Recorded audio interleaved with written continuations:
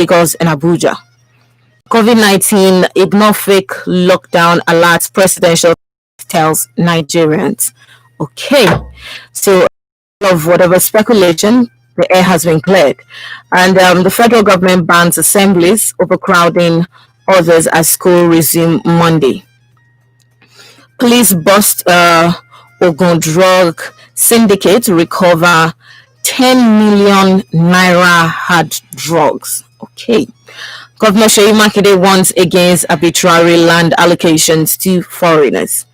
And now we go to the Guardian newspaper this morning. 070-317-56537 is a studio line to send your messages to.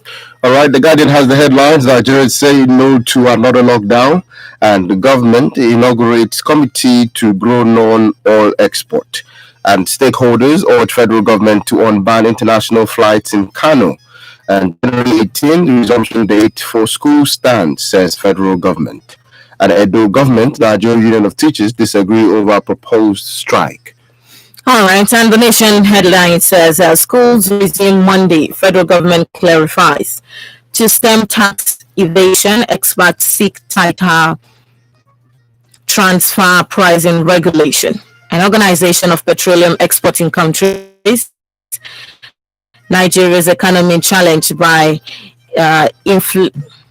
inflammatory pressures, and we have the CBN's payment mandates for students of universities. Non-academic staff union threatens indefinite strike to meet on Tuesday. Okay. And we'll just go now to the Nation newspaper. Okay, that was for, I think, the This Day newspaper. Now to the Nation newspaper. Okay. 070-317-567 is the studio line for you to send your messages to this morning. Reopening schools dangerous. Medical union cautions. And Oyo High Court strikes out 2 billion naira suit. Also, presidential task force message for another lockdown fake. The national identity number panic over SIM deactivation. The Pen Pushing has the rest of the headlines. The coronavirus second wave, medical college shot as student officials tests positive. And Governor Makinde bridges coronavirus protocol at 24 hours on return from foreign trip. These are the headlines on the dailies this morning. Do well to send us a text or a WhatsApp message on 070-317-56537. All right, and we'll just start off with the Guardian newspaper, which has the headline, Nigerians say no to another lockdown. And as the nations go into another round of lockdowns in response to the second wave of coronavirus, one government against shutting down the economy again, saying the impact of doing so will be deadlier than the effect of COVID-19 itself. At the height of the pandemic last year, many countries and territories around the world had enforced lockdown of varying degrees. Nigeria was not left out as it joined others to shut the economy for weeks. And no sooner had the pandemic abated and the world embraced a new normal than the UK discovered a new variant of the virus.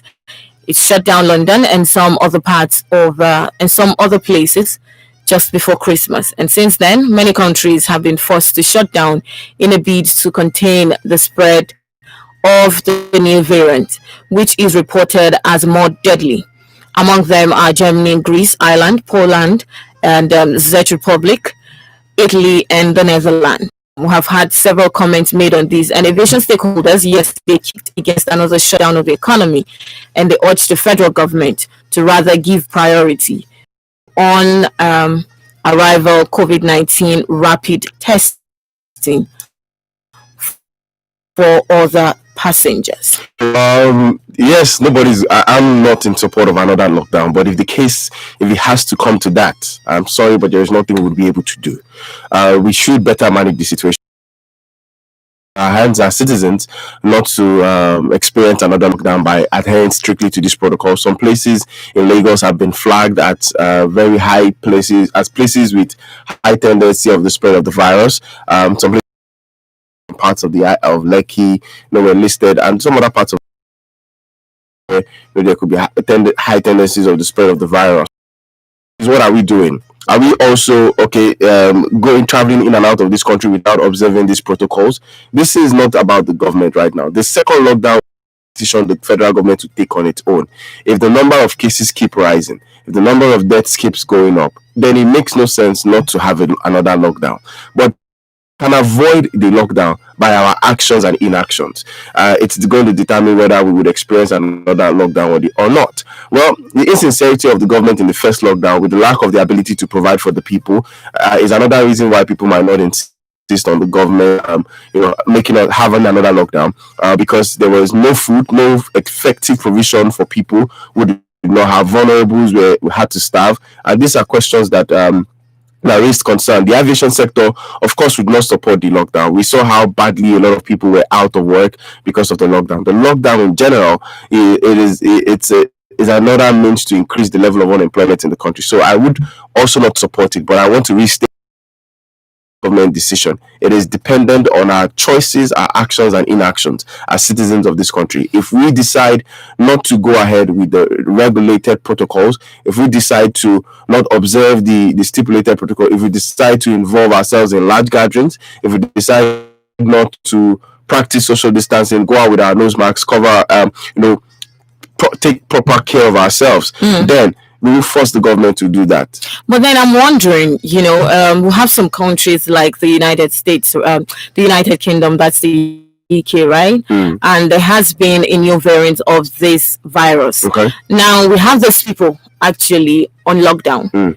But then I'm sure there are some persons that are still moving in and out, right? Okay. And we have these people coming into Nigeria. Definitely, there are tests carried out when you get into Nigeria, when you go out, when you're going out of Nigeria. But then there have been instances of some cases where some, we have had cases of some persons actually, I think there was this rumor that there was some persons were, coming up with fake results. Okay. And in a situation where that is happening, how safe are we in this country? Because it just takes one person to be able to spread this. If you look at the initial time when all this started, it was just one person who actually spread to a couple of persons, and that was it. No, well, one person, and then we still left. Even after we had discovered the first case, we didn't still shut our borders. Yes, we didn't still shut our borders. Irresponsible of the government as at that time not to have shut the borders. But as we speak right now, the issue of fake test result, I think it's the selfishness and the cruelty of our humanity that would make anybody go for a fake test result. First, the tests are pretty expensive if you want to travel. So automatically, if you're planning to leave this country to another country, you are going to do a total of 4 tests. 4 tests in all. You do a test here before you travel out.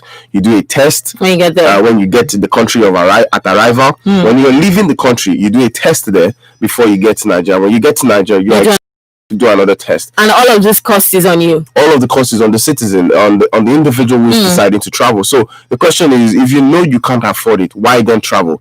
And some people, because of the virus is asymptomatic, right? We have a larger spread in Africa of asymptomatic patients than those who would come down with the virus with the symptoms immediately. So because somebody was sharing a story the other day of somebody who realized that he had COVID and hid the story and still mixed up in public and then went home to get treatment. Now you don't know who he has spread the virus to, who has contacted the virus, and their own immunity might not be as strong as he is. And then those might just come down and then they find out that they are wondering where exactly did they come. So, and I was reading someone's story the other day on Twitter saying there are a lot of people that came down with coronavirus who decided not to speak up. So as much as possible, there are people coming down with the virus, but they are not speaking up at all. They are being quiet about it. So the question still goes back to us as citizens. We need to prioritize the lives of other people and also of ourselves. Because we feel like we can, shake off the virus with a few treatment and we'll be fine, that people might never be able to shake it off. They come down with the virus, they are gone. And what we are having right now is we do not even have, the vaccines have not even arrived. We're expecting 100,000 Pfizer BTech vaccines to come into the country, but these vaccines are not even here yet. And the truth is, the truth is, by the time they come into the country, when is it going to get to you? So you don't even know. So the best thing you can do as an individual is to make sure that you observe all of the precautionary measures and for you just to be safe. All right. Yes, that is very important. All right. And still on the issue of COVID-19, the World Health Organization allies fears of Africans over new coronavirus variant. And this is on the Moeti World Health Organization Regional Director to Africa on Thursday, allayed fears of Africans over new variant of the coronavirus disease, COVID-19, saying no need to panic because new variant is emerging. And Moeti said this while answering questions from one journalist on the impact of the new variant and COVID-19 vaccine at the World Health Organization regional office in for Africa. First online press briefing for 2021. And the regional director said the UN Health Agency would follow up on the report on the new variant. And he still went further to emphasize that the COVID-19 vaccine will not stop the pandemic at once. And he urged countries to be committed to the distribution of the vaccines. And now this is actually the reality of things right now with us in Africa. And it was stated that earlier, she said the World Health Organization Regional Office for Africa through COVAX facility will deliver 600 million doses of the vaccine, while African Center for Disease Control Prevention, Africa CDC, would secure 270 million doses. And according to her, the first tranche will arrive by the end of March, with a large rollout by June. Now, this is for Africa. This is not just Nigeria. Okay. Africa has so many countries. Africa is the continent and has so many countries in it. So I think for us just to be safe, let us observe all of the precautionary measures, because you don't even know when it's going to reach Nigeria. Well, I also think I also want to tread carefully with the World Health Organization and their claims on the spread of the virus in the country. I still, I was reading a report, was it last night, with regards to, even in the midst of all of this, some of the figures that the World Health Organization has projected for Africa had not come to pass. They were saying because of our lack of proper medical health care system, we would not be able to keep up with the surge of the virus. And then I thought of something yes should be investing in it. What exactly is keeping Africans safe? What do they need to do? And I hope there won't be a conspiracy theory to see how they can how that will be counterproductive. But they should actually be looking at what needs to be done to be able to see what has sustained Africans. If blacks are dying in the United States, what is happening that blacks are not dying in Africa? Two questions. That's what I want the World Organization to answer. Blacks are more affected by the coronavirus in the United States. We are having more black people die from the coronavirus in the United States. But Africa is filled with a lot of black people. Black people are dominant in this country. So what is happening to black people in Africa that is not happening to African Americans and black people in the United States? Why are we having more deaths from this virus from black people? And why are black people in Africa not dying as much as that? So these are questions that the World Organization, I think they need to answer, and they have a lot to do with. So let them just basically focus on providing more solutions, more vaccines, and let the world get safe. Okay, thank you very much. I still have a question, but then I'll take out the phone lines now for us to make our contributions. 28 minutes past 8, but you can join the conversation on Women Radio 91.7. It's the newspaper review on 070-317-56537.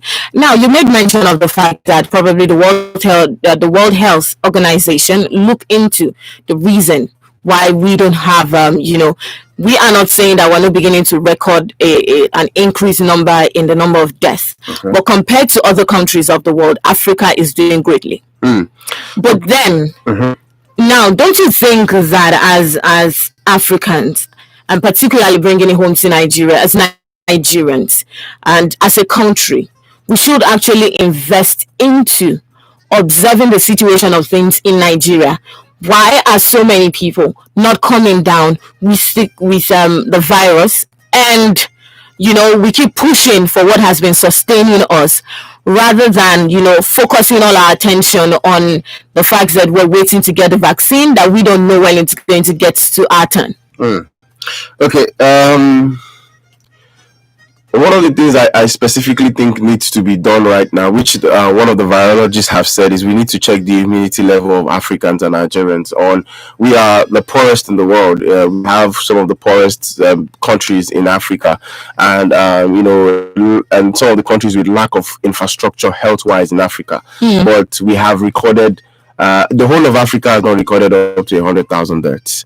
Just the United States have recorded over 300,000 deaths. Just the United States alone. So if you put these figures together, right, and then you look at what we have on ground, like the virologist said, what have we done? What tests have we carried out? Ayede said, the Cross River State government says people are recovering for just basic treatment. Why are we not taking samples from these people to see why they are recovering and how we can use that to help other people recover? I think the Virology Institute of Nigeria still has a lot of work to do. Also, the NME, the Nigerian Medical Association, needs to also look into this. Some Nigerians have not been able to survive this virus, and every single day there is a report of somebody who dies from the spread of this virus. So there's still a lot to be done. A lot of money needs to be pumped into research. At the very beginning of this pandemic, I listened to a particular researcher in, I think, Ireland, and she says you pay footballers millions of dollars, and then you pay a researcher maybe less than $12,000 in a month, and then you expect to, why don't you go and meet the footballers for this particular pandemic? So I think there is need for more investment, research and development, which is very key, and not just in technology. Technologies too are great, but we need to spend more money on research and development. If this coronavirus was as claimed to have been created, by a group of individuals, and this is where we find ourselves. So I believe that enough money being pumped into research and development would go a long way in finding lasting solutions to some of our problems. All right. Thank you very much for that. And you're still listening to the newspaper review on Women Radio 91.7. Let's get your contributions on 070-317 56537. And we'll have this headline on the This Day newspaper. Nigeria is better than I met it, says President Muhammadu Buhari. In a self-assessment yesterday, President Muhammadu Buhari awarded his administration high marks, saying the country is better than he left it more than 5 years ago. But the main opposition party, that's the PDP, and the Pan-Yoruba socio-political group Afenifere, faulted the president's claim, contending that he has underperformed. And President Buhari, in assessing the administration yesterday, gave himself a pass mark for a good job well done, tasking the elite to be more fair in their criticism of his stewardship. And President Buhari spoke while hosting the Executive Secretary of the Nigerian Christian Pilgrimage Commission, Reverend Yakubu Pam, and he painted a bad picture of the economy, infrastructure, as well as the security situation in the Northeast, as at the time he became president on May 29, 2015. And the president, in a statement by his media advisor Femi Adesina, charged Nigerians, especially the elite, to be fair in their criticism of his administration, given the state of the nation in 2015 and thereafter. Okay, so I feel like Nigeria is better off. That's a very difficult thing to validate, or a very difficult thing for me to agree with Mr. President. I don't necessarily think I would agree with Mr. President that Nigeria is better off than where he left it, because when you start doing that comparison, I can definitely smell some sense of failure in the words of Mr. President in terms of how much he's trying to compare his administration with the previous administration. If government and the system is a democracy is a continuum, it means that you're not supposed to compare, you're supposed to improve on what has already been existing. So I don't think you should be getting any form of gratification or glorification for doing what you have been voted into power to do, which you promised to do. But if we are to give the president a pass mark and how they have reacted to criticism, and I think I want to hold them on that critics. The presidency and this administration have not done a very great job in representing the. I think they have done very poorly in how they have responded to criticism with regards to when critics, criticize the government, and that's what democracy is all about. The freedom of speech is what gives you the opportunity to critique something when you're not happy with it. How you respond to it is what matters the most. I also think the presidency has a lot more to do than to focus on, saying, "Oh, we have done better." Sometimes I hear the likes of Femi Adesina Garbashi will make certain comments, and I wonder how they, first and foremost, were journalists in the first place, have made such flawed statements. Even the writers of the Mr. President, the integrity or the qualifications of those who write for Mr. President, or the qualification of those who surround Mr. President. So, as much as possible, that we cannot totally outrightly condemn the administration for not achieving anything, but I don't think they deserve a pass mark yet with the level of that we have in the land, with how they have managed or fed well with the spread of the coronavirus in provision of these things. Because I want Mr. President to also realize that when we critique the government, we are not just critiquing him, we are critiquing the ministers who he put into power. We are critiquing the state government who have not done their part, the ministers who hoarded palliatives, those who have stolen from the government, the inability of the justice system to be able to properly prosecute corrupt politicians. This and all are the reasons we need to critique a lot more. If over the years we have been, still dealing with issues that have been existing before now, we saw how long it took for Mr. President to weigh in on but we only heard from Mr. President twice during the whole pandemic. And you wonder, when we saw other presidents appearing on national television basically every day on it, as much as we might want to discredit Donald Trump, but I want to give him kudos for constantly being on the face of the media. He might not have said the right words at all time, but he had been able to be a figure in the face of people with regards to ensuring that he was leading the chant and be very vocal about the protection of his own people. Thank you very much for that, Daniel. And it's 29 minutes to 9 on Women Radio 91.7. Would like to have your contributions on 070 317 565. 7, and it's still the newspaper review on Women Radio 91.7 that you're listening to. I'll take some WhatsApp and text messages now, and I wouldn't take calls. I see the phone line buzzing. Wouldn't take calls, only text message on 070 317 56537. Now I have this message. It says, TGIF, for us not to have another civil war, our religious and political leaders should desist from words that can set the country on fire. On Southwest Speakers rally support for Tinubu for 2023. Why do our leaders like to major in minor instead of them to look for a way to tackle us to show this old exit door? How can have a fantastic and corona-free weekend? Thank you, Engineer Wale from Ikorodu, for your contribution this morning. And I have this. This is from Tony from Alabama. He says here, I am shocked and surprised to learn that the individual that bankrolled Buhari's campaign, that is in turn landed Nigeria and Nigerians in the messy situation that we find ourselves today, is equally nursing the ambition to rule Nigeria as well. As what a calamity. Good morning. And let us again urge all with ill will towards Bishop him further.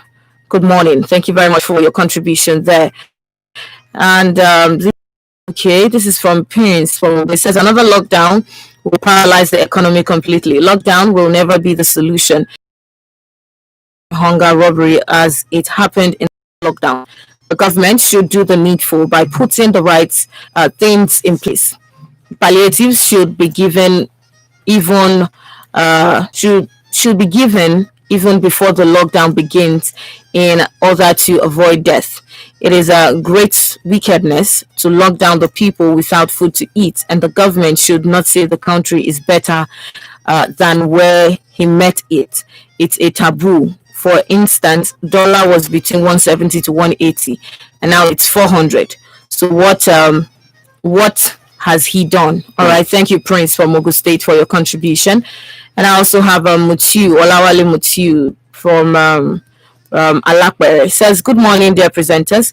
Now that some pressure groups have successfully pressured federal government to reopen schools against the stern warning of health practitioners, I hope they will be able to contain the aftermath and not blame the government for the consequences of their inactions.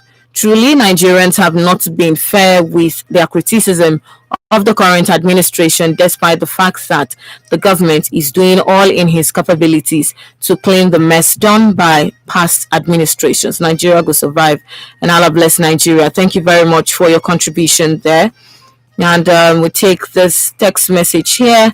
And okay, this is from Tony. It says some group of people in the northern part of Nigeria have always at little or no profit, but let me inform them that Nigeria will not survive another civil war at all.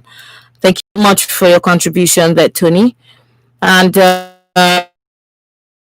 national decision of school reopening, widely expected. First phase of the COVID took the world unaware. After that, the world gathered stipulations before the holidays, while some universities have long resumed with the strict adherence to the health rules. Okay, diverse opinion on this. Monday, okay, from Arikbo says, Good morning, WFM Daniel. President Muhammadu Buhari already compared his administration with the past administration with past marks performance instead of F9 mark performances. Where the evidence is clear is fuel pump price high, dollar change rate high, food price high, insecurity rate high, etc. It's the reason why schools shouldn't resume on 18th January. Can any family tell me that since COVID? Joba from Ogun. Thank you very much, Joba. Israel from Ogijo says Africa continue to be at the mercy of the whites because they never valued their own. Come to think of it, vaccine you be our turn. So if it is will be denied, is that the whites? Is that the white is now God? Okay, more like are they now gods? And when it comes to fish from overseas, the last almost expired is brought to Africa. Cars, clothes, etc. Who made it so? No wonder. No wonder my former MD says everything in Nigeria is Tokumbo. All right. I don't want to agree with the last statement because that is so derogatory a statement, which I wouldn't agree with. President Muhammadu Buhari just scored himself higher, and I don't blame him at all. After his administration just signed contracts to build railroad to Chad, etc. While we don't have accessible roads in Nigeria. Nigerians, wise up today, or it may be too late tomorrow. Thank you, Tony, there.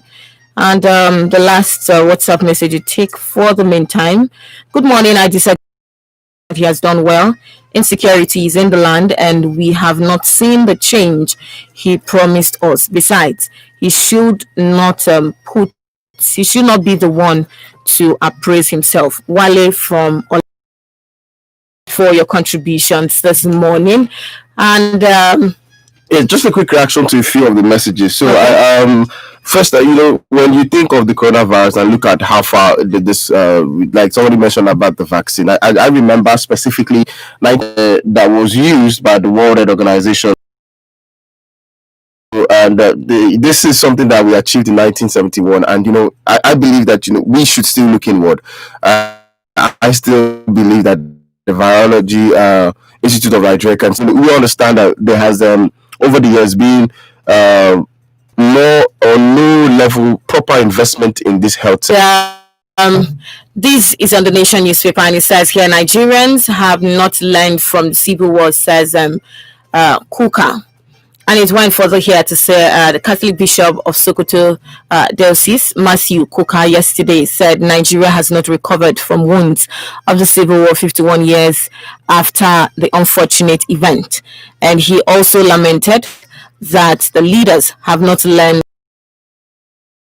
the activist cleric. The second edition of the Never Again Conference said the country has failed to adopt solutions meant to heal the wounds of the war.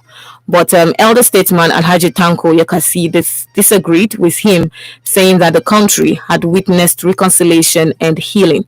And the Second Republic politician, who recalled that the largely Igbo coup in 1966 aborted the Nigerian dream and trajectory, and observed that the reconciliation, reconstruction, and rehabilitation had taken place, and Nigerians are living with one another all over the country. And he called on Nigerians to join hands to deepen democracy and enthrone the egalitarian society.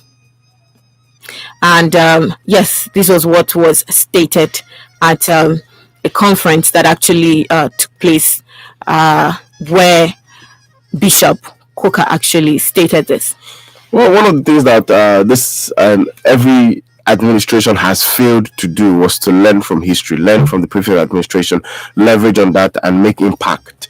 So I would not totally derail from the message that Bishop Coker has said, and a lot of other prominent Nigerians have spoken with the fact that we haven't learned a lot from the history. First and foremost, I wasn't born during that time. I basically read a lot more in books, but we had more intellectual leaders, which is something that we are deprived of in this time. We are deprived of intellectual leaders who could foresee the future of the world, country, and think progressively of Africa, of Nigeria, and even of Africa at large. For a long time, we have been known as the giants of Africa, but right now it's just a name. It's no longer what it used to be. In position of authority, have the right thinking minds of people around them to be able to process the lessons from the Civil War. I do not see another civil war happening. I do not in any way see it. I believe that we have outgrown such methods of settling disputes or reaching a conclusion, or having a common ground. I believe that there are more diplomatic ways in a democratic elected government to reach diplomatic conclusions rather than going into a war. I do not see Nigeria treading that path. Yes, we have our lapses with what is going on in the north with insurgency, banditry, kidnapping, killings, and maiming, but I do not see us, basically striking a war. But I also want us to tread caution on the issue of security. The Southwest have their security as the South are already creating theirs. The North has their JTF, and these are questions that we need to understand. The police is just on one side as we speak. I also, one of the things I fault Mohammed Adamu, the Inspector General of Police, is the fact that there was no template that was created to formally put structures in place to really put up a synergy. If you look at Oyo State right now, Amotekun and the police have been having exchange of words. They have been having exchange of words. I already feel like there is some form of what's the word that I'm trying to look for right now?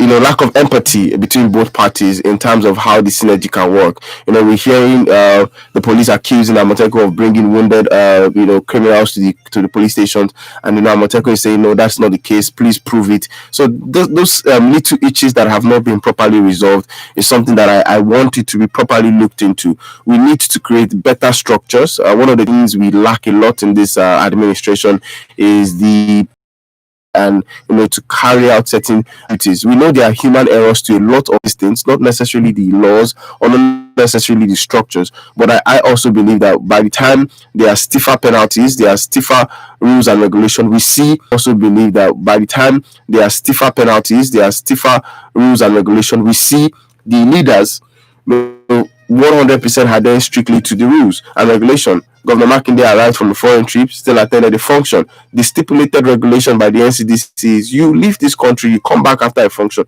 Automatically, what are supposed to do? Yourself. Isolate for 14 days. But that's not been done. So when Black community in America, from the age of 5, an American child already knows his history, knows about the slavery that happened 300-400 years ago, knows about when slaves got free, knows about all of these things, begins to resonate with where they come from. How many parents of today can categorically say their children know even the surname or where they are from, the lineage of that surname, how that surname came to be. My dad particularly explained to us, how the surname specifically with dates. I can mention dates of certain things that have happened in the lineage, maybe 3-4 generations before mine, because of how much my dad had paid attention to that. We need to know our history. So our history has been, our history is becoming something that is on the frames of walls. Growing up, there were current affairs books sold in traffics that we used to buy. We used to buy my country, and specific events that shaped the nation, shaped the mind, and shaped some of the political decisions that we are taking today. And I think, but if you even look at it, the current set of people in power sort of were part of the history that we are talking of. They saw this history happen, and they understood it. But did they have what of the members of the National Assembly were beneficiaries of free education. The ministers we have had as Minister of Education had free basic education up until secondary level before most of them traveled out of this country. Now what changed? What changed? So these are the questions we need to ask. What are these people doing with what they've enjoyed to what we can enjoy now? Thank you very much. Thank you so much for that, Daniel. And I have this WhatsApp message. It says, Nigeria will be better. Ayo from Mowe. Thank you very much for that. And yes, so this is quite lengthy. This is from Odiama Keja. It says here, I think the government has actually done well. The president is very correct. I wonder why Daniel about that a big bag of rice rose from 8,500 to 30,000 naira is not the fault of the president now. Dollars from 168 to 400 is the fault of PDP now. Since Buhari came to power, nobody has been killed in Nigeria. Forget the Dapchi girls and Leah Sharibu. Forget the Kankara schoolboys in Katsina. They are all mistakes. So APC is doing well, very well, Jari. A leader once said that I want us to be mindful of our words. Those that voted him are well presented. So Nigeria deserves what it has received so far. Good morning to you, Jari. Thank you very much. Thank you for your contribution there. And James Ogbona from Oshodi says, Mr. Daniel, is it possible to be a student and teacher at the same time? Our president saying that the country is better now than 5 years ago is your own exam script. Would you want to fail yourself? We should be the ones to score him and not on the contrary. Thank you, James, for your contribution this morning. And Paul from Matogun says, good morning. Administration pass mark. We are indeed watching. I disagree with Bishop Coker's claim, as you cannot assume that Nigeria has not learned from civil war, because the age we are is a much enlightened and refined age. Besides, you cannot use a second to make your conclusions. Thank you for your contribution there. And yes, I think we just take the last headline this morning as we call Punch newspaper. Federal government bans assemblies on Monday. The federal in large gatherings such as assemblies and visiting days as schools reopen on Monday. And it also puts limitations to class sizes and hostel occupancy. Okay. And asks the schools to ensure compulsory wearing of face masks by all students, teachers, workers, as well as ensure temperature checks and put hand washing facilities in strategic locations in all schools.